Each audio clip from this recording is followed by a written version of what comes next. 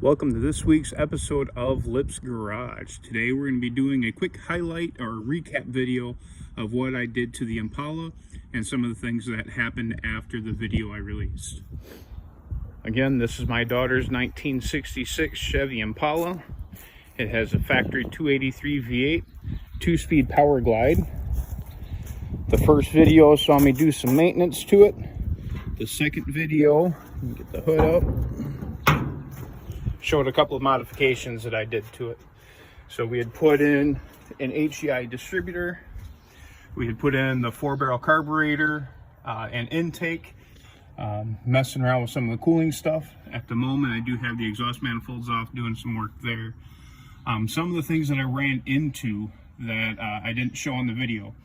One, as I say, always plan. Do as I say, not as I do. So GM had two different size water pump snouts. So I think I may have mentioned this in a prior video, the space from here to here. So where I was first having some issues was trying to put the new radiator in. I've got an aluminum radiator and it wasn't fitting. And then what I realized is that if I took this piece out, the radiator would fit, but if I tried to leave this in, it didn't. That's where I started getting the idea that, you know, hey, that radiator may not be what I need it to be. Where I got into more issue was trying to put a set of valve covers on. So I got the shorties from the factory on that were fine. I tried doing a taller set of the aluminums and they wouldn't fit behind the alternator. They kept hitting. That's where I got into the other ideas, like, well, what happened? Because I had the tall valve covers on the other engine before I pulled it out. The alternator was on the passenger side. We'd relocated that. And what it came down to was, again, the short versus the long water pump. The long water pump brings all the accessories out a little bit further and you've got the clearance for the valve covers. Then what I ran into was trying to fill the oil. So this here is the factory 283 manifold. It's got the two-barrel carburetor, excuse me. And at the very front of the intake manifold is a provision for the oil fill. So that plays a very important role. As we get back under the vehicle, we notice there's no provision for the oil fill. You can actually see the boss right here for it. I could probably drill it out and make it work. But when I was doing all the work and I drained the oil, I'm like, uh-oh. The manifold that I had, the valve cover that I had, didn't have the provision for an oil fill because it was in the intake manifold. So I did find another set of shorties that I had on hand for the passenger side that did have an oil fill in it. It's got the PCV valve. So when I do the engine swap, I'm going to make sure to get the long water pump. We're going to eliminate the spacer here. We're going to put the big radiator in. The reason for it is, especially without a shroud, you want to have your fan as close to the radiator as possible to draw air through the radiator. If you have a big gap here, it'll actually pull air from around the radiator because it's less restriction. You're not going to get a whole lot of flow through and it'll be hard to keep your engine cool. Again, how most vehicles did solve that, depending on the application, is they put the shroud around it.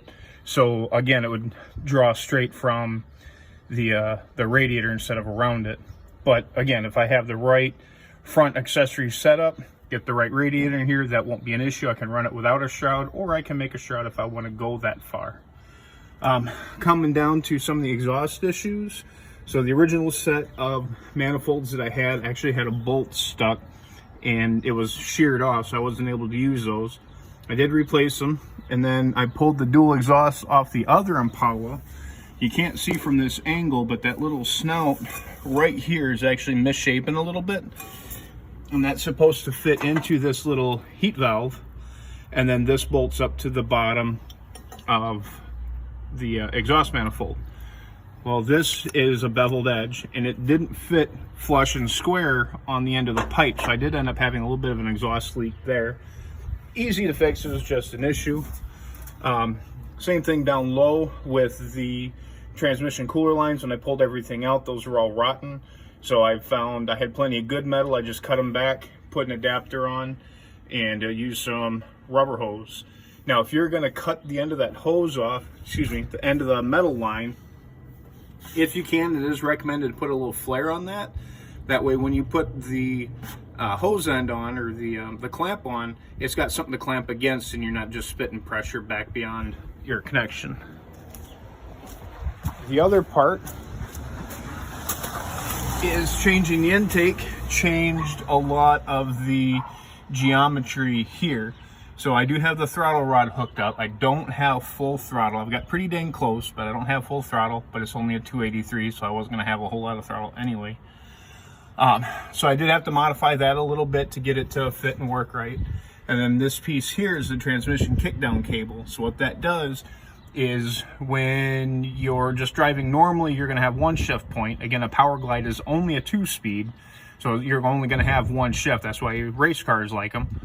But when you're driving normal, you're gonna want one shift point. When you're under heavy acceleration, you're gonna want another shift point. So like when you're pulling on this, it's gonna adjust that, which is gonna change the pressure to change when it's gonna shift. Now, my original connection there, the original rod didn't fit any longer. It stopped like way short. So I ended up getting this aftermarket cable, the aftermarket adapter. I've got it all hooked up and it does work.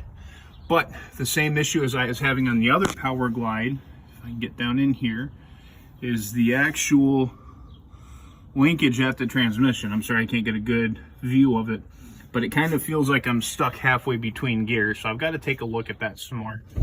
The daughter should be getting her license this spring. I want her to be able to drive this and enjoy this. But ultimately, I am going to switch this out for a 350. So future plans for this upcoming season on the Impala is going to be put the larger engine and transmission in it. I'm going to go through it, make sure the shocks are good. The brakes all seem to be good. Again, we drove it for a long time. I actually got all this wrapped together and put back together the morning of the big car show at the end of the season last year. I was still tinkering on it right before we took it down there. I actually still had the timing light, and probably still have the timing light in the back seat actually, along with some of the detail stuff. So I mean, you've got enough history with my channel to know that things don't always go the way that I want them to, whether it be planning, whether it be just flat out time or parts issues, whatever. But that's real world. I mean, you're gonna have to adapt to what you got going on. You know, mine, I went from one job to another shop, that fell through, and then I opened up my own shop at home. Parts availability is going to change a lot of stuff. Same thing with my wagon. At first it was one engine, then it was another engine. Now I'm kind of back to another engine style.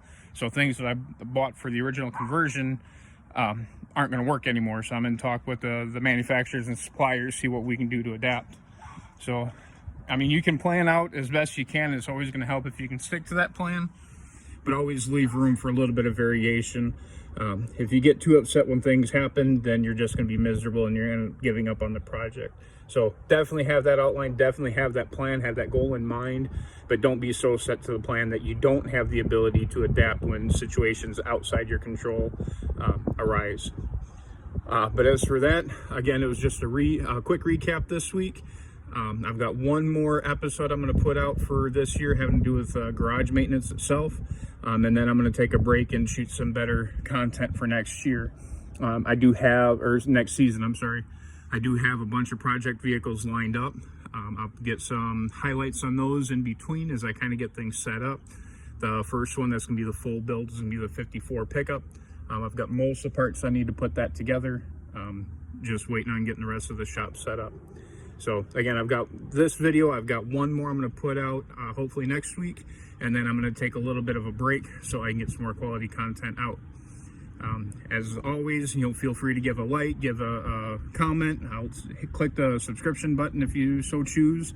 I do appreciate all that. It does help me know to keep these things going.